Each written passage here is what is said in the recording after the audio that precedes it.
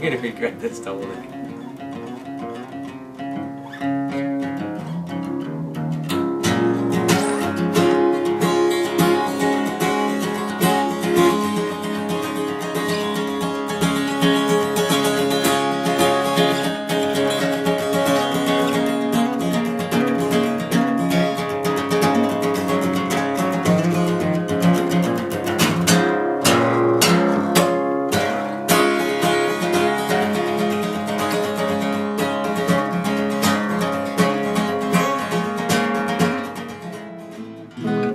I've been basically playing piano since I was 6 years old, and picked up guitar when I was about maybe 19 or 20 years old. When I was in college, my roommate happened to have a guitar sitting around, so I picked it up and started playing. And although I enjoy playing piano, guitar kind of became my first instrument.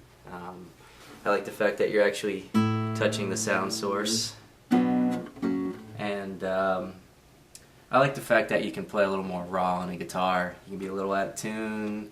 You can play a little bit with more rhythmic complexity. With piano, it's a little more strict about how you play it, but I enjoy both. This is a 1965 Yamaha nylon string that I picked up at a thrift store for $10. That was quite a score. It was covered in candle wax, so I had to scrape that off, but other than that, it sounds pretty good. And the action's not too bad either. So, I've been playing music for 30 years now. I do it for a living, but basically I do it for a living because I can't stop doing it. So if I didn't do it for a living, then I would be broke, because that's all I really want to do, 24 hours a day. I also enjoy instruction just as much. It feels good to bring music into somebody else's life. You know, most people, pretty much everybody would like to play a musical instrument, so it's good to assist them and show them how they can learn how to play with whatever talent that they have.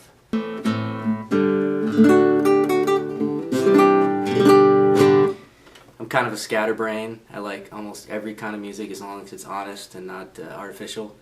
And I feel very fortunate that I'm in 2 bands right now where I can pretty much play any style that comes to mind, and it works.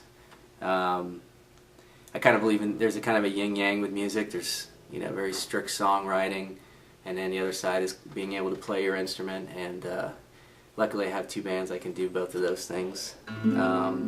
My original band, Vinyl Rescue, it's more about songwriting and sound production, basically painting a picture with a song, painting a picture with words, trying to come up with words that maybe paint a picture that's similar to what the music's, you know, coming across as, and gives me an opportunity to play simple and complicated at the same time, and just take as much time as I want on the album. Luckily I don't have anybody telling me something has to be done by a certain amount of time, so I can take my time.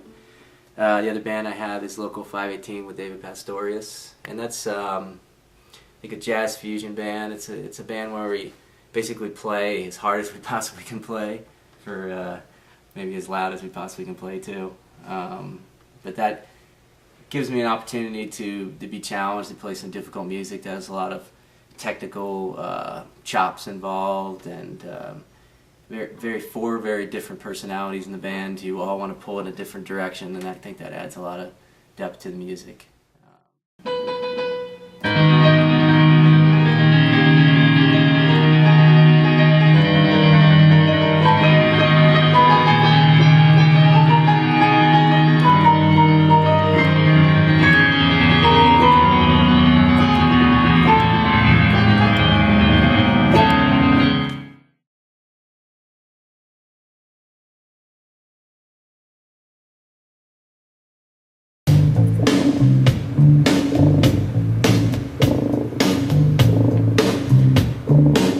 What do you think? I love the fact that you come in, your first edit is like a cat meow, like a bird. Yeah, that's awesome. We're here at Studio 101 in Melbourne, Florida. Time is now almost 2 in the morning. It's been a very long session. We've been working on these songs for about 5 hours maybe. Just doing some mixing, a little bit of arrangements. This here is Brendan Paredes, the genius behind the studio. We're using a lot of vintage gear in here, basically 2-track analog. No, I'm just joking.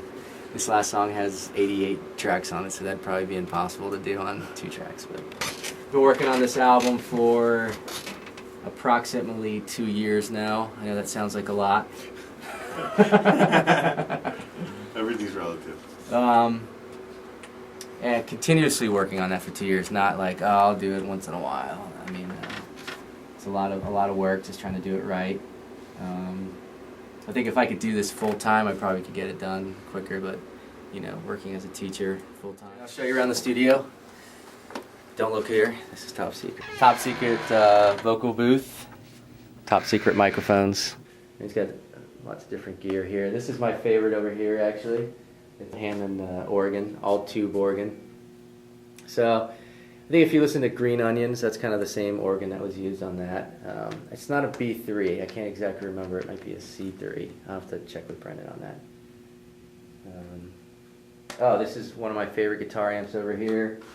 A lot of the guitar tracks were recorded on this. This is a Vox AC30. Same amp that you hear on most Beatles recordings, especially maybe the first half of their career. They actually sang to those too, I believe. It's also the same amp you'll hear on the Edge U2 songs like Streets Have No Name. That kind of crisp, clean sound. Brian May's guitar solos. It's a Class A amp, it's called, so it has a real warm sound to it, but very crisp at the same time. And it's all tube. These things haven't really changed the design, you know, except for some fine-tuning over the years to make them a little more reliable. Like, I think it has an internal fan now. They used to catch on fire a lot, but it's pretty much a vintage design. And that's about it. A little Jimi Hendrix for inspiration.